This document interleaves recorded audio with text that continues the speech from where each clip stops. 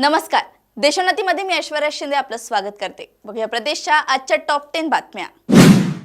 राष्ट्रवादी काँग्रेसचे सर्वेसर्वा आणि खासदार शरद पवार यांनी आज बीड जिल्ह्यातील मस्साजोग गावी भेट देऊन हत्याकांडातील पीडित संतोष देशमुख कुटुंबियांची भेट घेतली.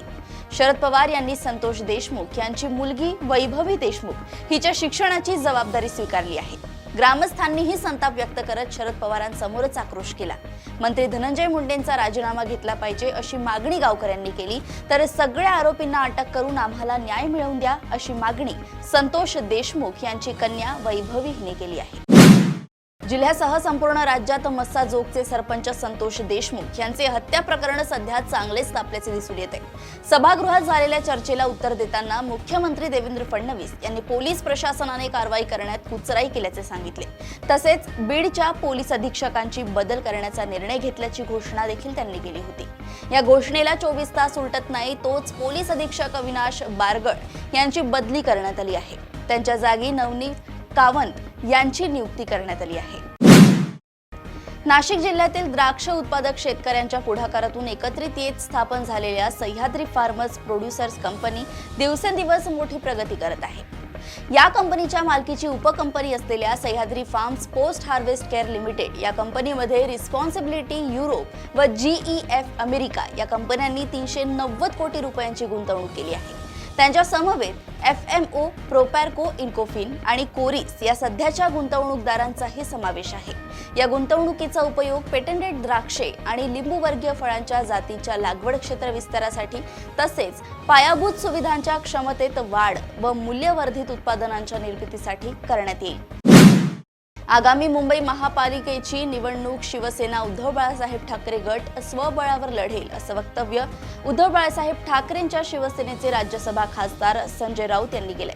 उद्धव ठाकरे यांच्या मेंदूतील गोष्टी संजय राऊत यांच्या तोंडून बाहेर पडतात असं राजकीय वर्तुळात म्हटलं जातं. अर्थात या मुद्द्यावर थोडी सावध भूमिका घेत राऊत यांनी आगामी मुंबई महानगरपालिका निवडणूक शिवसेना उद्धव बाळासाहेब ठाकरे गटाने स्वबळावर लढवावी अशी कार्यकर्त्यांची इच्छा असल्याची सारवासारव केली आहे. मात्र संजय राऊतांच्या या वक्तव्यावर काँग्रेसचे प्रदेशाध्यक्ष नाना पटोले यांनी जोरदार हल्लाबोल केलाय.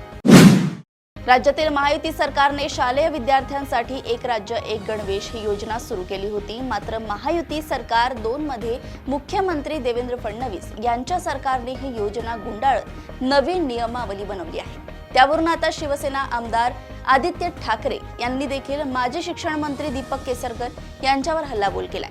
तसेच या योजनेत तत्कालीन मंत्री दीपक केसरकर यांनी मलई खाल्ली असा गंभीर आरोपही त्यांनी केलाय. संजय राऊतांचे भाऊ आमदार सुनील राऊत यांनी काल त्यांच्या मैत्री बंगल्याची रेकी झाल्याचा आरोप केला होता. यानंतर पोलिसांनी या घटनेचा तपास सुरू केला. आता या प्रकरणी मुंबई पोलिसांनी मोठा खुलासा केलाय. हे 4 इसम सेल प्लॅन व इन्स्टा ICT सोल्युशन या कंपनीचे कर्मचारी आहेत. ते इरिक्सन कंपनीकडून जिओ मोबाईल नेटवर्कचे नेटवर्क टेस्ट ड्राईव्ह करत असल्याचे निष्पन्न झाले असून तशी संबंधित कंपनीकडून खात्री करण्यात आली आहे.